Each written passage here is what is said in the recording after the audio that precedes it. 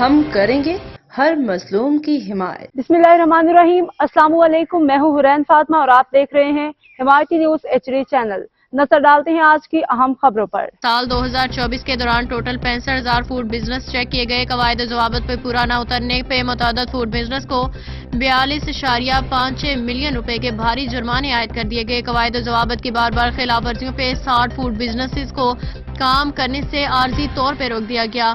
مزید برآں 109 ملاوٹ سے منسلک کاروبار کے مالکان کے خلاف مقدمات درج کروائے گئے۔ رواں سال کے دوران فوڈ سیفٹی ٹیموں نے دودھ بردار گاڑیوں اور دودھ کی دکانوں پہ موجود 40 ملین لیٹر سے زائد دودھ کا معائنہ کیا۔ غیر معیاری دودھ بیچنے والوں کے خلاف 5 ملین روپے سے زائد کے جرمانے عائد کیے گئے۔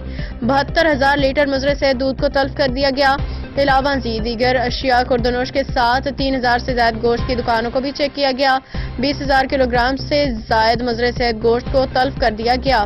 اب تک کے لیے اتنا ہی۔ مزید خبروں اور اپڈیٹ سے باخبر رہنے کے لیے دیکھتے رہیں حمایتی نیوز HD چینل۔